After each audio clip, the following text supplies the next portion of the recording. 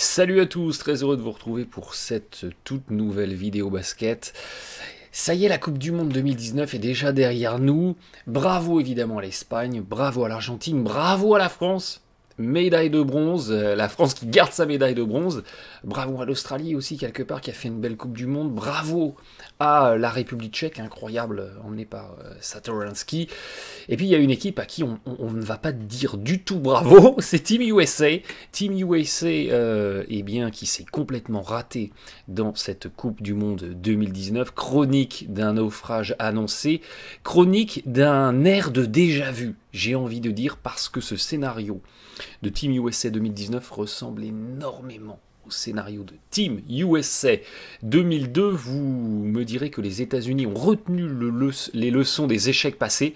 Eh bien non, c'est bis repetita, c'est ce que je vous propose de découvrir ou de redécouvrir dans cette vidéo, un petit point sur cette équipe des USA et sur le cheminement finalement qui arrive à cette équipe et qui arrive à cette 7e place, plus mauvais résultat dans l'histoire d'une compétition internationale pour les USA depuis qu'ils envoient des joueurs professionnels issus de la NBA. Le temps où les Américains rouleau compressaient leurs adversaires, ce temps-là est révolu, mais ça, vous le savez déjà, une 7e place qui évidemment est très très en deçà de ce que les Américains espéraient. On sentait cette équipe clairement pas en capacité d'aller chercher la médaille d'or, mais éventuellement une médaille dans un autre métal était peut-être envisageable. Eh bien, il n'en est rien, puisque les États-Unis ont chuté à plusieurs reprises, et tout ça, c'est un air de déjà-vu. Je vous propose un petit saut dans le passé. Nous sommes en 2000. Les Jeux Olympiques ont lieu à Sydney et Team USA, qui sortait effectivement de la Dream Team 92, de la Dream Team entre guillemets 94 et de la Dream Team 96 qui avait tout rouleau compressé. En 98, il y avait eu un lockout. Les États-Unis n'avaient pas envoyé de joueurs NBA. C'était une équipe avec des joueurs qui jouaient à l'étranger, qui avaient été sur place et emmené, je me souviens à l'époque, par un certain Willie Alexis, qui avait marqué au buzzer un tir à 12 mètres mais qui ne comptait pas. Bref, cette équipe, pour le coup Z, c'était même pas une équipe B, C ou D, cette équipe Z de joueurs qui jouaient à l'étranger en 98 n'avait pas fait un bon résultat, et donc on renvoyait une Dream Team avec des guillemets en 2000. Et cette équipe, eh bien... elle était notamment emmenée par Garnett, Kidd, Payton, Vince Carter qui dunk sur Fred Weiss. Vous avez évidemment ça en tête, c'était en 2000. Et en gros, on n'avait quand même pas envoyé les meilleurs joueurs en 2000. On était loin effectivement du casting premium de ce que les USA pouvaient proposer de mieux en termes de talent basket. Et bien en 2000, on avait envoyé une équipe avec quand même 5 joueurs issus des équipes All-NBA de l'exercice 99-2000.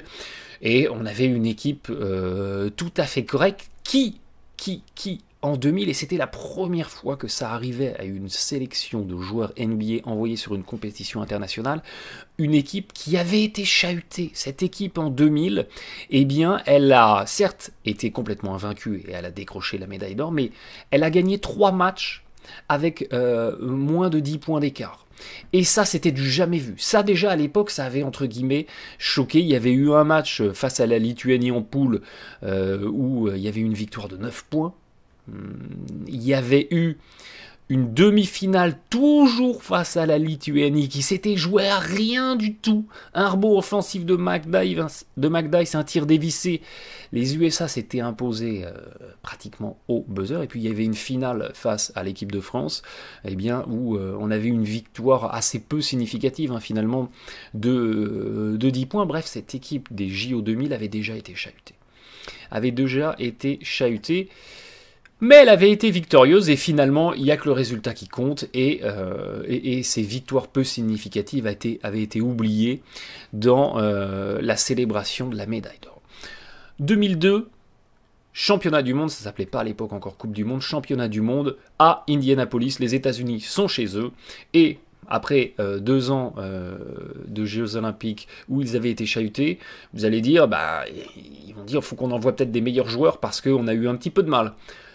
Eh bien, absolument pas. En 2002, dans une équipe où il y avait déjà un certain Greg Popovich dans le coaching staff, cette équipe de 2002, emmenée par Paul Pierce, Baron Davis, Michael Findlay, Andre Miller, Reggie Miller, Jermaine Olin, Ben Wallace, Jay Williams avant que sa carrière explose. Bref, cette équipe était clairement loin d'être la meilleure équipe possible pour les USA. Il y avait 3 joueurs issus des All-NBA, encore All-NBA Third Team retenus dans le casting, et on avait globalement une équipe, sans faire insulte à ces joueurs, qui était quand même relativement faible par rapport à ce que les USA étaient en capacité de produire à l'époque, et ce qui devait arriver arriva. C'est-à-dire qu'on était déjà en difficulté il y a 2 ans, on envoie une équipe moins forte, et bien cette équipe passe de « je suis en difficulté » à « je perds les matchs ». Et c'est exactement ce qui s'est passé en 2002, où l'équipe a enregistré un bilan de 6 victoires pour 3 défaites. On perd en poule face à l'Argentine. Première fois qu'une équipe américaine emmenée par des joueurs NBA perd une compétition internationale. Derrière, en quart de finale, on perd face à la Yougoslavie. Dès lors, Team USA est éliminé du dernier tableau. Divac a sa revanche sur les playoffs 2002, où les Kings sont sortis par les Lakers, les fameux Lakers Kings de 2002. Et derrière, dans le match pour la 5e place, le match de classement, Team USA perd face à l'Espagne et repart donc avec la 6e place dans cette compétition. Et vous allez me dire, eh bien, attends, les Américains, ils vont pas accepter comme ça d'être sortis sur les compétitions internationales. C'est leur sport avec des guillemets, donc ils vont renvoyer les meilleurs et ils vont laver cet affront. Eh bien, si on fait un petit retour vers le futur, eh bien, en 2004, c'est censé être la Reconquista aux Jeux Olympiques. Team USA, emmené par Larry Brown, eh bien c'est médaille de bronze. On est sorti par l'Argentine, encore l'Argentine qui met les USA en difficulté. Vous allez me dire, en 2006, à la Coupe du Monde suivante, allez, on va laver ces 2 affronts consécutifs et c'est la Reconquista. Eh bien en 2006, les Américains sont sortis par les Grecs et c'est encore une médaille de bronze. Tout ça pour dire que j'ai vu passer énormément de messages sur les réseaux sociaux après la victoire de la France face aux USA en 2019. Plein de messages qui disaient « Ouais, mais vous allez voir, quand on va renvoyer LeBron, James Harden, les Américains vont tout rouler au compressé. » Bah, ils sont sortis en 2002 et en 2004 ils compressent personne et en 2006 non plus. Donc si on est dans un scénario qui se répète, et c'est ce qui est en train d'arriver, eh bien il n'y avait pas eu de rebond miraculeux en 2004 ni en 2006. Il a fallu attendre 2008 pour qu'on ait une vraie prise de conscience, qu'on ait une vraie cause commune de toutes ces superstars NBA qui se décident à jouer pour la sélection nationale, à passer leur été à s'entraîner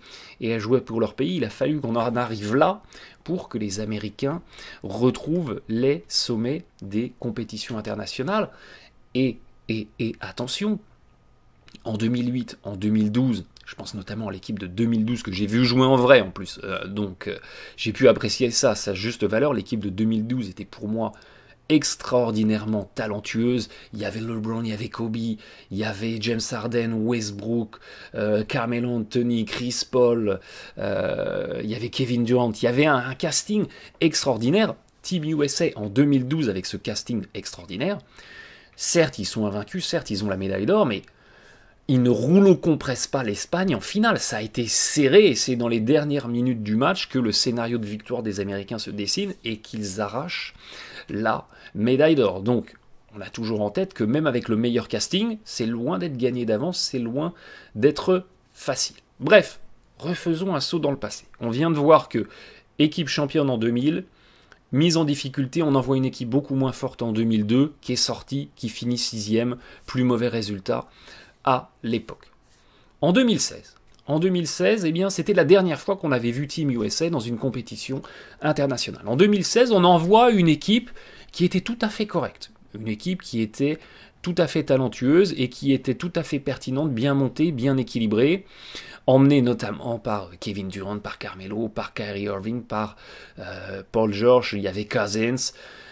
Il y avait des bons intérieurs, il y avait des très bons extérieurs, il y avait des excellents joueurs en capacité de finition. Et puis, dans ce roster assemblé, il y avait quand même, regardez, 1, 2, 3, 4, 5, 6, 7 joueurs issus des équipes All-NBA de la saison qui venait de se terminer. Donc on avait vraiment monté un très très beau casting. On avait un bel assemblage. Et on avait des joueurs qui sont quand même en capacité de finition, en capacité de scoring, des références, avec un Durant, avec un Paul George, avec un Kyrie Irving, avec un Kyle Lowry, avec un Klay Thompson qui, dans le basket FIBA, pouvait s'éclater sur du catch and shoot, sur des renversements, plus un très bon intérieur stopper, et en backup, un intérieur plutôt offensif. Donc on avait vraiment monté une équipe tout à fait pertinente, tout à fait cohérente, et cette équipe, qui certes a été invaincue, qui certes est allée décrocher la médaille d'or, eh bien, comme en 2000, elle a eu effectivement toutes les peines du monde à gagner certains matchs. Il y a eu 4 victoires qui ont été dessinées avec moins de 10 points d'écart. Il y avait un match de poule face à l'Australie, victoire de 10 points. Il y avait un match de poule face à la Serbie, victoire de 3 points. Un match de poule face à la France, victoire de 3 points. Une demi-finale face à l'Espagne, victoire de 6 points. Bref, on avait été très très loin de rouleau compressé nos adversaires dans ces derniers Jeux Olympiques. Mais le boulot avait été fait. Le boulot avait été fait et comme souvent, on n'a retenu que le résultat final et pas forcément le parcours pour en arriver jusque-là. Seule la victoire est belle. Et comme en 2000-2002, eh bien, du côté des USA, on a reproduit le même schéma. On avait monté une super équipe au JO, on monte une équipe beaucoup moins talentueuse. C'était plus 2 ans, mais 3 ans après, avec les décalages de calendrier. On monte une équipe beaucoup moins talentueuse pour essayer de rester invaincu. Avec cet assemblage de 2019, cette équipe que vous connaissez, dont l'effectif ne comportait qu'un seul joueur issu des équipes All-NBA de la saison 2018-2019. Donc on avait clairement une équipe en termes de talent qui était beaucoup moins fournie que l'équipe d'il y a 3 ans, que la dernière Team USA qu'on avait vue, ce qui avait été exactement quelque part la construction de l'équipe de 2002. 2016, les USA un peu chahutés, qui avait pourtant envoyé une superbe équipe. 2019, on envoie une équipe beaucoup moins talentueuse. Que pouvait-il arriver d'autre que ce qu'il n'est arrivé à cette équipe des USA? Au final, il y a une victoire un peu miraculeuse en poule face à la Turquie. Merci aux 4 lancers francs manqués par les Turcs. Derrière, en quart, les USA tombent face à l'équipe de France, tombent après face à la Serbie en match de classement et terminent à la 7e place. Plus mauvais résultat, on le disait, pour une équipe des États-Unis dans une compétition internationale où ils avaient envoyé des joueurs NBA et les causes ont quelque part été les mêmes qu'en 2002. Au total, cette équipe américaine sur cette Coupe du Monde 2019, c'est la 13e équipe en pourcentage au tir, 13e équipe en pourcentage à 3 points. Bref, ce casting un petit peu au rabais a eu les plus grandes peines du monde à attaquer. La défense a été correcte, il y avait des lacunes, il y avait des problématiques, mais la défense a été correcte. Les USA ont notamment dominé au rebond, ce qu'ils traditionnellement ils font dans les compétitions internationales, mais on n'a juste pas réussi à attaquer. On n'a juste pas réussi à attaquer et sans fluidité en attaque, eh bien, on s'est retrouvé en difficulté dans plein de rencontres, notamment face à la France, où dans les 4 ou 5 dernières minutes, les Américains n'arrivent plus à mettre de panier, ce qui leur coûte complètement la victoire, plus quelques lancers francs ratés. Ils en ont bénéficié face à la Turquie.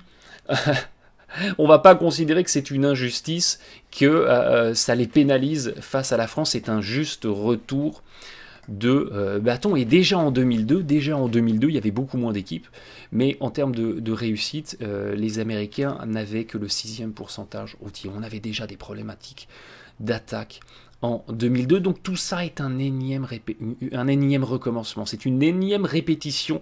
Les mêmes causes créent les mêmes conséquences. Le basket, c'est de la chimie. Il faut arrêter de croire que le basket c'est un sport aléatoire, que vous balancez le ballon en l'air et que par miracle il rentre dans le cercle. Le basket c'est de la chimie. Vous assemblez plusieurs ingrédients, vous obtiendrez les mêmes résultats. Il n'y a pas de miracle. Et à contrario, c'est ce que je n'ai eu de cesse de vous répéter dans plein de vidéos, on ne peut pas récolter ce qu'on n'a pas semé. Vous ne pouvez pas arriver dans une compétition internationale avec un casting au rabais, avec seulement 2 semaines de préparation. Vous pouvez mettre le meilleur coach que vous voulez. En 2 semaines, on ne transforme pas un dauphin en un requin. On ne transforme pas un petit chaton en un tigre. Ça n'existe pas. Ça n'est pas possible. Ça demande de la préparation, ça demande du temps, ça demande une équipe qui se retrouve tous les étés pour différentes compétitions internationales et qui grandit, qui se développe ensemble, ce que les USA s'étaient promis de faire et qu'ils n'ont jamais finalement réussi à faire. Et ce qui devait arriver arriva. Cette équipe fut sortie précocement et repart aux Amériques sans une médaille autour du cou. Et je ne peux pas en vouloir ni au coach, ni à coach Popovich, ni à Steve Kerr, ni à Lloyd Pierce. Ils ont fait ce qu'ils ont pu avec les éléments qu'on leur a donnés. Et Popovich, aussi talentueux soit-il, eh bien, ça n'est pas Gandalf, ça n'est pas un magicien, même s'il en a les traits quand il se laisse pousser sa barbe blanche. Il ne peut pas faire des miracles, il ne peut pas créer de toutes pièces une équipe en 2 semaines qui va produire un jeu de qualité, un jeu fluide, un jeu efficace.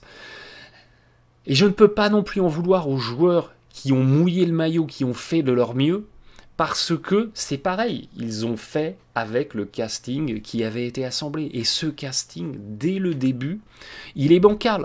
Parce que quand vous regardez le pourcentage au tir réel de la saison 2018-2019 des joueurs qui ont été assemblés, eh bien regardez le classement et vous comprendrez à quel point cette équipe était structurellement inefficace en attaque. Barnes, 250e pourcentage au tir réel en NBA la saison passée. Mitchell, 295, etc., etc., etc. Les trois seuls joueurs qui étaient dans le top 100 NBA en termes d'efficacité en attaque, c'était Plumlee, c'était Harris et c'était Lopez. Lopez, Brooke de son prénom, a complètement raté sa Coupe du Monde. Il finit à 15% au tir à 3 points. 22% au tir. Lopez est passé complètement à côté. Plumlee, si vous comptez sur Plumlee pour être votre locomotive en attaque, déjà, vous avez compris dans quel merdier vous allez vous mettre. Et effectivement, le seul qui a fait le job et qui a répondu présent, dans ces trois-là, j'entends, dans ces trois-là qui avaient déjà effectivement des contributions, une vraie efficacité en attaque, le seul qui a fait le job, c'était Harris. C'était Harris qui finit à 51% au tir, 50% à 3 points, qui, dès qu'il a eu la balle en main, a transformé ses ballons en panier. Problème, même s'il a joué 21 minutes, il a tenté que 5 tirs par match. Ce qui est, en termes de taux d'usage en attaque, l'un des taux les plus faibles de l'équipe. Donc Harris a été sous-utilisé. Et à sa place, eh bien, on a beaucoup utilisé Mitchell, on a beaucoup utilisé Kemba Walker, qui a fait une bonne Coupe du Monde avant de se planter lamentablement face à la France. On a beaucoup utilisé Brown, Tatum, Barnes, etc. Sauf que tous ces joueurs-là n'ont jamais été des joueurs qui existaient en attaque, en efficacité. Ça a toujours été des joueurs qui marquaient des points, mais dans une démarche quantitative. Je mets des points, mais je tente beaucoup de paniers. Et non pas dans une démarche qualitative. Et si vous voulez de l'efficacité en attaque, il faut des joueurs qui sont dans une démarche qualitative.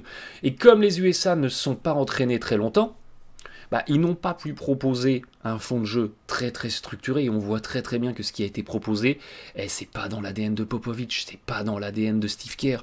Mais vous n'implantez pas dans une équipe un fond de jeu structuré en 2 semaines, ça n'existe pas. Faut du temps, faut que ça se développe. Donc, à défaut d'avoir du temps, les USA sont restés dans des séquences d'attaque basiques, du pick and roll, de l'isolation, quelque part du hero ball, ce qui était complètement le fondement de Team USA les années passées, sauf que vous pouvez vous baser sur ces séquences de jeu, tout ce qu'il y a de plus basique, quand vous avez LeBron, quand vous avez Carmelo Anthony, quand vous avez Kevin Durant, quand vous avez Kobe, quand vous avez Kyrie Irving, quand vous avez Steph Curry, quand vous avez des joueurs qui sont incroyables, quand vous avez des joueurs qui sont déjà dans l'élite de la NBA en termes d'efficacité au tir. Là, vous pouvez faire du hero ball.